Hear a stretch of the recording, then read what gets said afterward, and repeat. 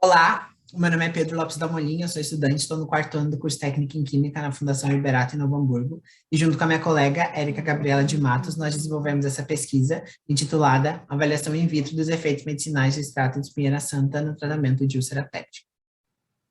A nossa orientadora é a professora Paula Del Vecchio, co-orientadora a professora Rosane Catarina dos Santos e colaboradora o professor Eduardo Luiz Conrad. A partir de 1983, após a descoberta da associação da úlcera péptica com a Helicobacter pylori, essa bactéria se tornou o principal causador da doença. Além disso, o uso de anti-inflamatórios não esteroidais também são uma causa estabelecida do problema. Esses medicamentos são utilizados pela população para tratar dores e lesões, e um exemplo é o ibuprofeno. E a prevalência de úlceras no Brasil em homens e mulheres é de 0,2% e 0,1%, respectivamente, e a taxa de mortalidade é de 3.000 a cada 100.000 habitantes.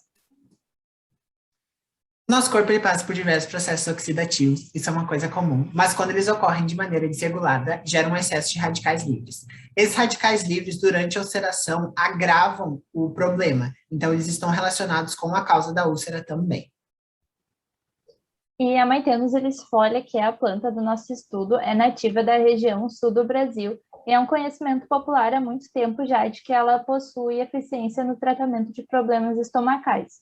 Então, muita gente, quando sente alguma dor, algum incômodo no estômago, acaba recorrendo a um chá de espinheira santa como uma forma de tratamento. Com isso, o objetivo geral do nosso trabalho ficou definido como avaliar o potencial antibacteriano e a capacidade antioxidante do extrato aquoso de Maithenus ilisfolia por meio de uma avaliação in vitro e assim analisar seus efeitos medicinais no tratamento de úlcera péptica. Então, a nossa metodologia é dividida em 4 etapas, e a primeira parte é a elaboração do extrato aquoso. Para fazer isso, nós utilizamos as folhas e o caule secos e limpos da espinheira santa, foram coletadas, e depois disso nós trituramos ela e fazemos uma espécie de pastinha e deixamos essa pasta em infusão durante 15 minutos com 100 ml de água a 70 graus Celsius. Após esse tempo, nós temos o extrato concentrado, que está exemplificado na figura 2. A segunda parte da nossa metodologia é a triagem fitoquímica, que é a parte em que nós realizamos uma série de testes para identificar alguns compostos presentes na planta e conseguir ligar esses compostos com os efeitos medicinais que a planta apresenta. Nós realizamos os testes de cumarinas, flavonoides, saponinas e taninos. Então, para a terceira e quarta etapa da nossa metodologia, nós utilizamos diluições de extrato. São elas 100, 500, 1.000, 2.000 e 4.000 microlitros por ml. Nosso extrato concentrado, então, é diluído em água. E nós partimos para a avaliação da capacidade antioxidante das concentrações pelo método de captura do radical ABTS. Ela começa com a determinação da curva padrão, que é feita a partir da solução de Trolox em 7 diferentes diluições. E para fazer isso, nós pegamos 30 microlitros de cada solução, passamos para tubos de ensaio contendo 3 ml da solução diluída do radical ABTS, agitamos, utilizando agitador de tubos, e após 6 minutos nós fazemos leitura no espectrofotômetro. Depois de feita de determinada curva padrão, nós vamos para a atividade antioxidante total. Nós utilizamos as 5 diluições que eu havia citado, e anteriormente as diluições de extrato, e nós fazemos um processo bem similar. 30 microlitros de cada solução, passamos para tubos de ensaio contendo 3 ml da solução diluída do radical ABTS, agitamos, e após 6 minutos nós fizemos a leitura no espectrofotômetro. E a última parte da nossa metodologia é a avaliação da atividade antibacteriana. Para essa parte, nós utilizamos os extratos nas diferentes concentrações, esterilizados tanto em autoclave quanto esterilizados em membrana filtrante. E nós utilizamos 2 micro-organismos padrões, a bactéria Escherichia coli, que é gram-negativa, e a bactéria Staphylococcus aureus, que é gram-positiva. Além de serem padrões, a gente levou em conta de que a Escherichia coli é uma enterobactéria, assim como a Helicobacter pylori. Então, nós realizamos o teste pelo método de difusão em agar por disco, que consiste na aplicação do inóculo bacteriano na superfície de uma placa com agar Miller-Hilton, depois discos estéreis de papel filtro com os extratos aquosos da planta, são colocados na superfície da placa, além dos controles. E essas placas são incubadas por 24 horas a 35 graus Celsius.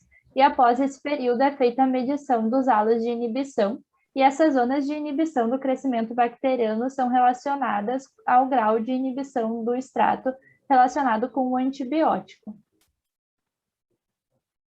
Então, na triagem fitoquímica, nós obtivemos resultado positivo para a presença de cumarinas, flavonoides, saponinas e taninos. A presença desses compostos no extrato vão explicar a propriedade antibacteriana e antioxidante dele nos próximos testes, já que dos compostos detectados nessa triagem.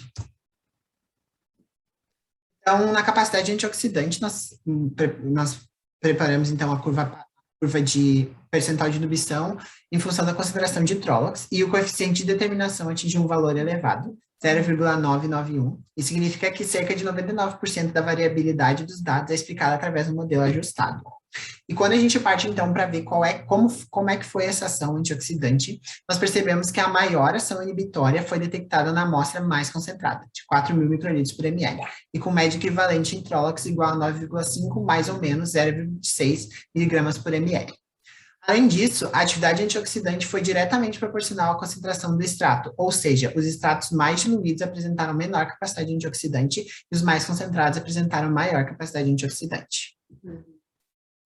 Então, como no estudo de Negri, que determinou o poder antioxidante dos extratos da espinheira santa pelo método do radical livre de DPPH, o extrato aquoso da planta apresentou atividade antioxidante forte também no nosso estudo, que utilizou o método de captura do radical ABTS.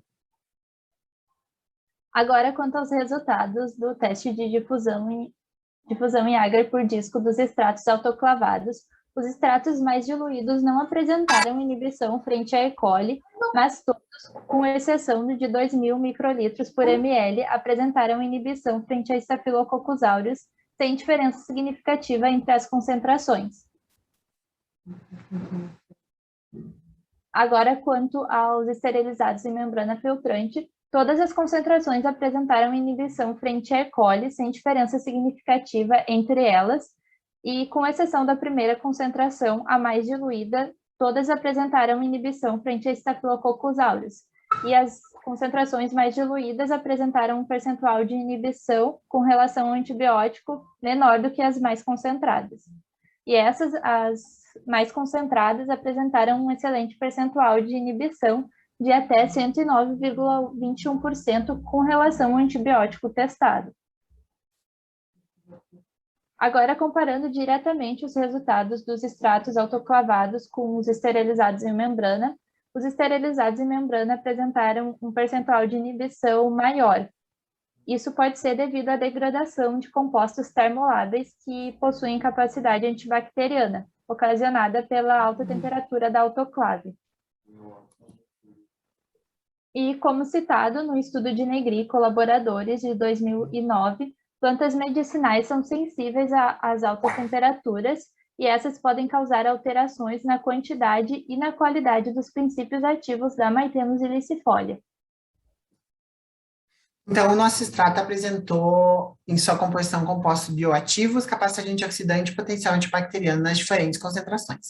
E os resultados explicam cientificamente o uso do chá de espinheira santa na medicina popular, já que essas propriedades estão relacionadas com a causa de úlcera. E para avaliar melhor os principais mecanismos responsáveis pelos efeitos medicinais da planta, são necessárias análises mais específicas, como, por exemplo, a cromatografia líquida acoplada ao detector de massas, que será realizada futuramente, além da concentração inibitória mínima e da realização dos testes de potencial antibacteriano frente a Helicobacter pylori.